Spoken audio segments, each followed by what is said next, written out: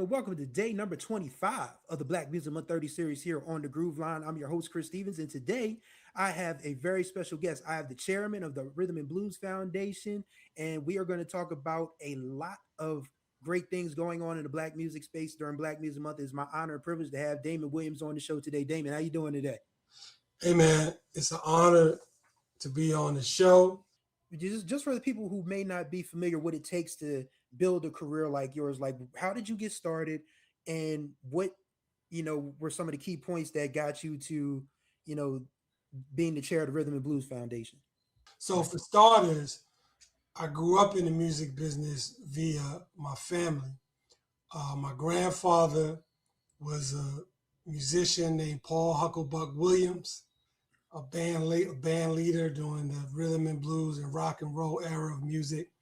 My father was a jazz drummer and session drummer that played and recorded a lot of albums with Atlantic Records and all kinds of artists. And then my aunt is the great Ruth Brown, Ooh.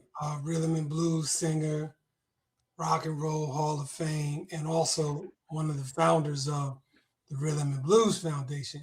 So I kind of grew up, around the music business as a child. And growing up in New York, I was influenced by Frankie Crocker, the great, radio DJ from WBLS in New York, Mr. Magic and other DJs. So I always wanted to be on the radio. So when I came to Norfolk State, I was like, I want to be on the radio. So I got my start in Virginia interning at a radio station called K94 from a gentleman named Thomas Lytell, who at one time was president of Def Jam Records. He gave me an internship, got me in the building, and then I grew my career from being an intern to becoming a mix show DJ, then becoming a personality, and eventually I became a program director. I worked for Kathy Hughes's Radio One in DC. I was the program director at WKYS.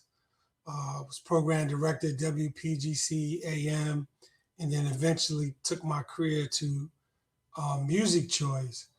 But what it takes, man, to really get into this business, man, is a mentor. Trying to find someone that will take interest in your hopes and dreams and hopefully give you an opportunity. And then your responsibility from that point is to take advantage of the opportunity by preparing yourself and representing yourself in a way that is professional. And so that's what I think it takes. And when you mention all of the things that you've been able to accomplish, just if it you say you need a mentor, and just how important is it to keep these relationships going, because we all know that sometimes my journalism professor at Delaware State was Dwayne Wickham, the legendary Dwayne Wickham, who used to write for USA Today for many years. Sometimes, and he would say, sometimes, Chris, is not always who what you know, it's who you know. Absolutely. And yeah, go ahead. I mean, your net worth is as good as your network, I think. Somebody used to say, man, relationships is the key to life, not just growing your professional career, having outstanding relationships with your family and people, that impact your life, man. But in this business, what I learned is that the people you come up with in the business end up being the people that run the business. So as I was sharing my journey, at the same time, a guy like Kevin Liles is a name that a lot of people know. He was coming up when I was coming up. And so, you keep those relationships alive and hopefully grow them and learn from them. And then you teach others and then you pass it on. That's one of the things I'm very proud of in my career. I can look at all the people that work for me, man, and they are just doing incredible things, man, running organizations, man, in media, in all different types of disciplines, man. And that's one of the things I'm very proud of. So your relationships, man, are vital. And just being able to see those things through, being able to sort of give in turn what was given to you. Just when you look at the way the music business is going right now with the respect to, I guess, labels not being as prevalent as they once were. Then we have the elephant in the room, which of course is AI and all of that stuff. Just what do you hope that younger people in this space that are coming up behind you and even behind the folks that you mentored learn in order to, what do you want them to learn in order to, keep the music business, especially R&B, thriving and going? I mean, for me, it would be for them to recognize the opportunity because of the technology shifting the business model. Individuals are now empowered to do or have their own infrastructure that they once needed from a major record label or a major independent. The fact that you can use technology to create, distribute, and market your content is a very powerful thing, because ultimately you have an opportunity to have ownership, 100% ownership of your creative works. People from the generations I talked about previously, my aunt, my grandfather, they ain't had that. They still searching for their royalties. And Mm. so when you look at the creator economy, um, what creators are able to do in terms of, one, revenue generation, two, control and ownership of their content, they have fundamentally shifted not just the music business, they've shifted the film and television business, because consumption of content is dramatically, changed. And that was driven by the creator economy and the capabilities delivered by technology. And now AI is adding a whole other layer of opportunity. So, my thing is, man, recognize the opportunity and learn the business. Learn the business, folks. It's one thing to understand uh, your creative capabilities, your creative direction, your creative brand, but understand how the business works. It's an old saying, it's not show business, it's business, right? And Yeah. so that would be critical for me to say to people on the come up. And I give a lot of credit to people, man, young creators. Y'all doing it. They're doing it. A lot of them are doing what I'm talking about, but um, understanding the long-term implications of not just content creation, but content ownership is very important.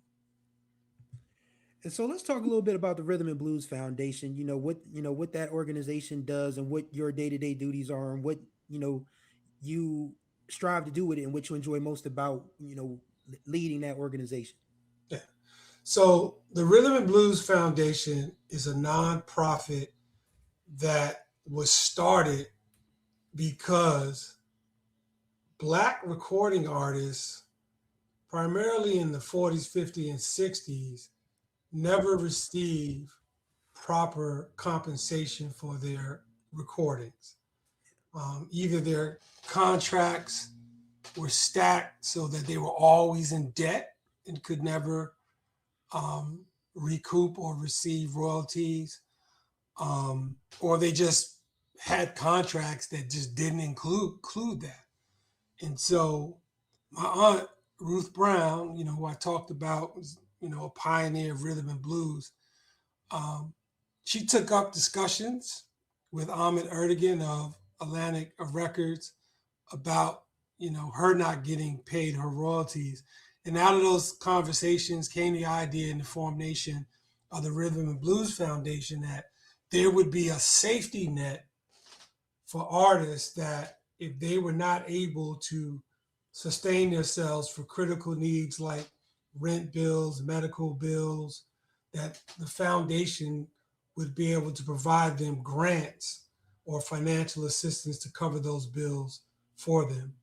And so last year in 2025, we distributed almost $500,000 to artists in need to pay for the type of financial issues they were facing.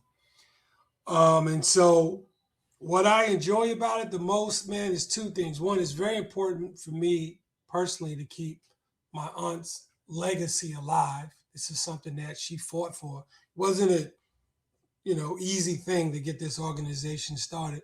But what I enjoy the most, man, is talking to the artists.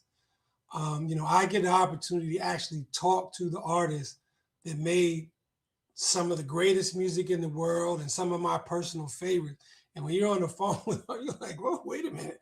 I'm talking, and you have these conversations with them and you learn a lot. So that's a priceless experience that I would not trade for the world. And so, a lot of you might say, well, I never heard about the R&B Foundation. I never heard of this. A reason for that is strategic. My aunt was very big that, an artist privacy and their dignity was very, very important. If your favorite artist was falling on hard times, I mean, we don't want to go on Instagram and be like, yeah, we paid this artist bills. Nah, we don't want to do that. We just want to tell you how great their contributions are in word and music. And so we do a lot of things in silence that don't necessarily get noticed by the masses. But if you talk to the artists themselves, they will tell you that we've been a critical and important organization. And I like that you mentioned that there's a strategic element to it because it almost feels like back when we had the civil rights movement when Dr. King first started the bus boycott, as it were. That it didn't have to be loud, it didn't have to be boisterous, it just had to be don't take the bus. And of course, after a year or so, the bus company broke down and changed their rules. And just being able to sort of continue that legacy, like you said, of your aunt and many others, and being able to talk to these artists, do you hope that people?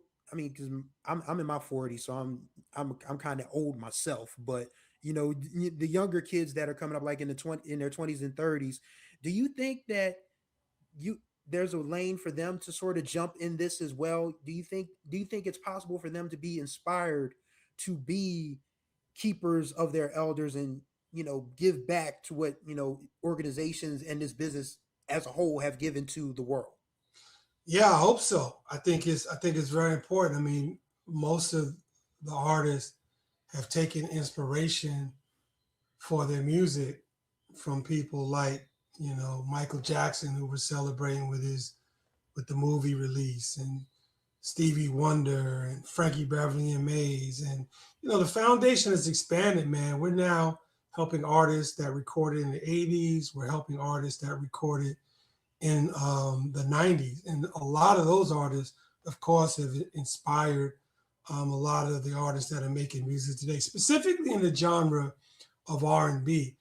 I think the bottom line is we are a community, and it's very important that as a community, um, we come together, that we have platforms and resources that are made available if needed.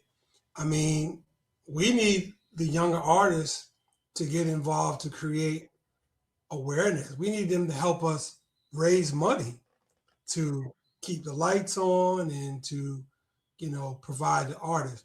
I want to go back quickly. I do want to mention that the R&B Foundation has been supported by the major record labels.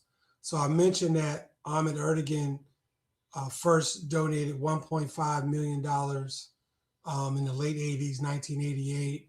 But also in the 90s, Barry Gordy, the founder of Motown Records, donated $750,000 to create a fund for any artist, musician, or songwriter that recorded for Motown when he owned it. And then following that, Universal Music Group donated $2 million. And we are still distributing those funds today to artists. And then in 2020, the Warner Music Group and Blavnik Family Foundation gave a donation of $1 million. And this was around COVID. It's a very critical time to help artists. So I want to make sure I give proper credit to these important record labels who have committed some resources to this organization. But we got some here, but we need some more. Because during COVID, man, we distributed a tremendous amount of money because artists couldn't tour. Venues were shut down. They couldn't work. They had no outlet. And we filled a lot of voids during that period. And coming and piggybacking off of that a little bit, when you mentioned that artists weren't able to tour because of COVID, and then of course we all age, we all get older, folks start to slow down. Do you, as somebody who is in a position of help, position to be a helper, do you find it difficult? Do you find that, some artists just have trouble accepting that help, or have they been open to, receiving the help? Because, a lot of our elders, they're like, oh, I'll get along, I'll be fine. But, sometimes, it's okay to ask for help. Do you feel like it's been tough getting those artists the help, or are they've been openly accepting and willing to, receive the help? It's two buckets. It's people that need the help and are open to receive the help. And there's other artists that have pride, as you were alluding to, but they also don't understand the foundation. So there's an education process that has to happen to educate them. Look, I always tell artists, look, you earn this help. You've made outstanding contributions to the legacy of rhythm and blues music, and think of this money as your reparations for the work that you've done. And like I said, in most cases, specifically artists in the 60s and 70s, that era, 50s, 60s, 70s, they definitely were not receiving, all that they should have. And that's been acknowledged universally throughout the industry. But artists are thankful, man. Look, life could be going well for you, and one thing that can change all of our lives is a medical bill. Right. Life's going good. Next thing you know, you got a $10,000, $15,000 medical bill.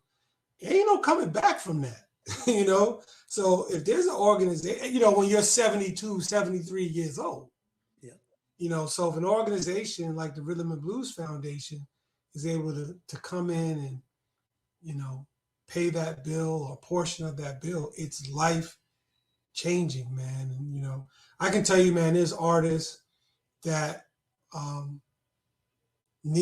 had mobility issues, right? Needed a wheelchair, needed a lift to get them out of bed. I mean, we've provided those types of things, and they're life changing.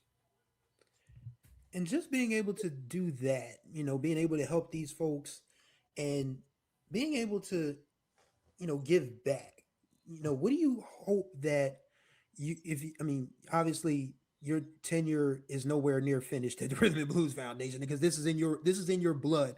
Mm-hmm. Just how proud are you that you've been able to uphold your Aunt Ruth's legacy and been able to carry this foundation to a point where, people now understand that you guys are incredibly helpful, not just with keeping the legacy of R&B alive, but helping out the folks who helped build the foundation. I mean, it's an incredible feeling. One of the last conversations I had with my aunt before she passed away was we were in Las Vegas. Me and her went out to lunch.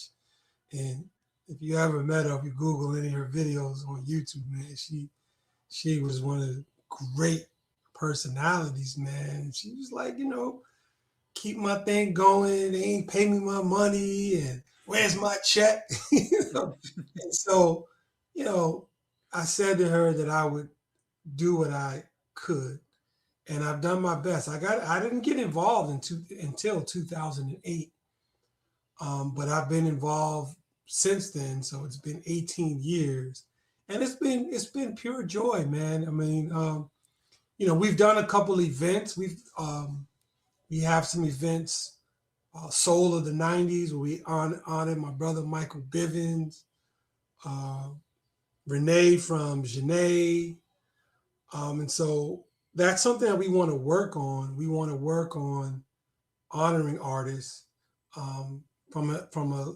history standpoint. Our premier award has been the Pioneer Award, something that we started in 1992. That award is given to people like Etta James, Stevie Wonder, Donny Hathaway, Ray Charles. I mean, it's iconic people. And so we would love to bring all of those things back, and it's needed. And so that's some of our goals in trying to raise funds. The R&B Foundation, you can find this on YouTube too. I challenge anyone to go look it up. The R&B Foundation was the first organization to ever honor Frankie Beverly and Mays. Mm. Go on YouTube and look up Frankie Beverly and Mays Rhythm and Blues Foundation. You'll see a video of when we honored him and gave him his Pioneer Award. And he tells a story that nobody had ever recognized him. And it's hard to believe, but back that time, before there was Essence Fest and all this, as great, as impactful as Frankie Beverly was at that time, there was no other organization but the Rhythm and Blues Foundation to honor him. And that's why, we're still important, we're still relevant. Even when we honored Tina Marie, you can look that, you'll see, like, who's gonna honor Tina Marie? Right. And so that's why, more than equally as important as providing financial assistance, preserving the legacy and history of rhythm and blues music is very important. And we'll get you out of here on this note. Just when you are able to put these things together, just being able to honor, and give back and put these and give these folks, because I mean, that was the first time I heard about it. And we're a Frankie Beverly household here. We're in the Philadelphia area. Me and my mom, we went to every Frankie show at the Dell, including the last one shortly before he passed. So that was our summer trip, was go to the Dell Music Center and watch Frankie. And to hear him be the first time he got an award was the Rhythm and Blues Award, is just absolutely mind blowing to me. But being able to do that and being able to honor these folks, you know, just what is your main? I mean, is that your career highlight, or is there some other things that you feel like, or is your whole career a highlight? Because listening to you, you've worked at radio stations, you've done so many different things, and I'll be honest with you, the years you were at Music Choice, handling the programming, that was when I first really started to do music research. So I mean, it took about 20 years for this to kind of come full circle. But I don't think On the Groove Line exists without Music Choice, because that's where I found out about a lot of great R&B and funk as like a college kid. So just when you look back on the totality of your career and everything that you've been able to do, what do you think some of your proudest points are? I mean, I would say, man, putting a smile on people's face through the power and gift of music. I've had a lot of roles. I've been an on-air DJ personality. I'm a club DJ. I DJ still to this day. Yep. And you know, watching people enjoy themselves and being the guy that helped provide the experience is one of the most rewarding things. I didn't get the talent of my aunt singing and all of that, but that is my way to be able to perform and deliver an experience for people. And so, music is a powerful thing. It's been, as I said, part of my entire life, man. So anytime you can put a smile on someone's face, anytime. I talked to a guy from Spain the other day who called about the R&B Foundation, and he was just telling me how big 60s and 70s rhythm and blues music is with young audiences in Spain in England right now. And he was just telling me that it's just a powerful, powerful thing, man. So I think that's um the highlight for me, man. Seeing a smile on some people's faces while they jamming, doing their thing. Absolutely. Ladies and gentlemen, this is Damon Williams, the chairman of the R&B Foundation. Damon, we want to thank you for your time. Tell the good people where they can find you and the Rhythm and Blues Foundation on social media. Perfect. You can find the Rhythm and Blues Foundation online at rhythmandbluesfoundation.org. If you want to make a donation, big or small, we'll take it. Just go to our donation page on the website. You can scan the QR code or do as you like to help us out.